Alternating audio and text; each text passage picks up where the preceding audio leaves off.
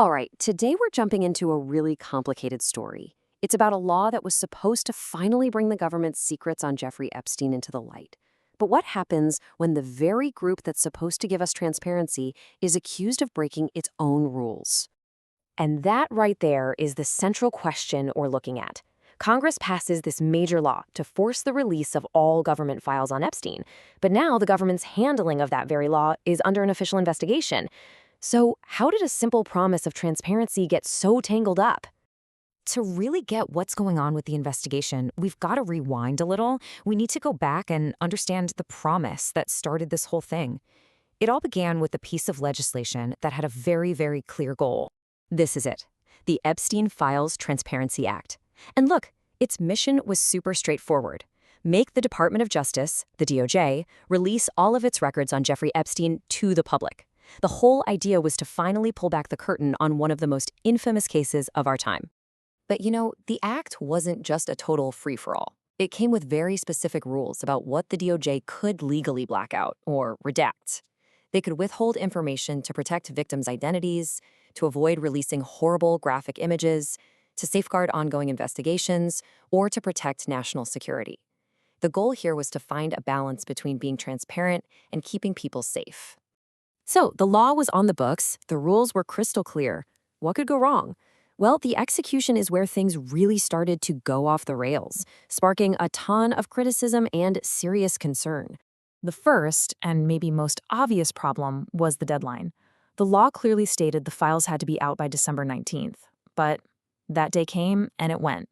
The files weren't actually released until January 31st. That's more than a month late, and it was the first huge blow to anyone's confidence in this process. And this slide really lays out the core failures so clearly. The promise of a timely release? Broken? The duty to protect victims? Well, that was compromised, with reports that sensitive information actually got exposed. And that commitment to only make justified legal redactions? That fell under a cloud of suspicion, with lawmakers openly questioning if the DOJ was hiding way more than the law allowed. So, with deadlines blown, data leaked, and reductions being questioned, something had to give. The situation demanded an official response. And that response came from inside the Department of Justice itself, from its own internal watchdog.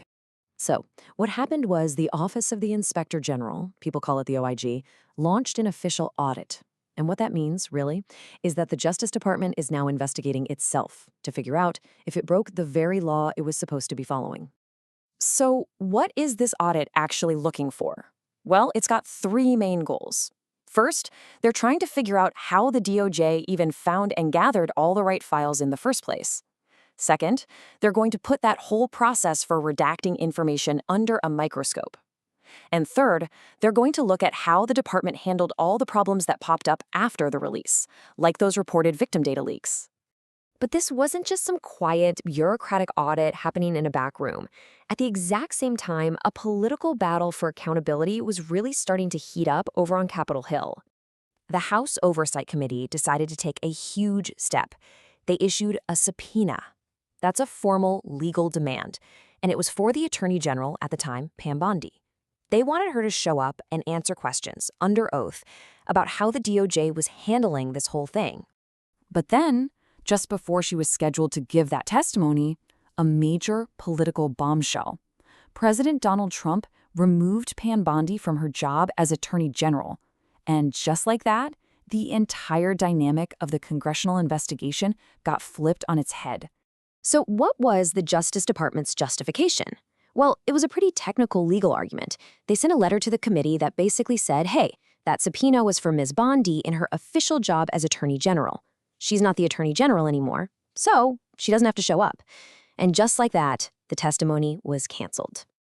Okay, so with the path through Congress hitting a pretty solid brick wall, where does the search for answers go from here?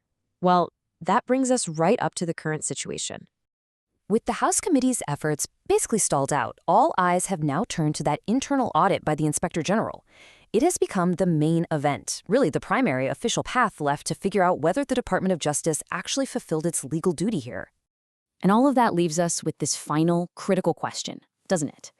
This whole controversy, this law, it all started because of a massive lack of public faith in how the justice system handled the Epstein case to begin with. And now, The responsibility for getting answers falls to an investigation from within that very same system. Can it actually deliver the transparency that was promised from the start? That remains the big question.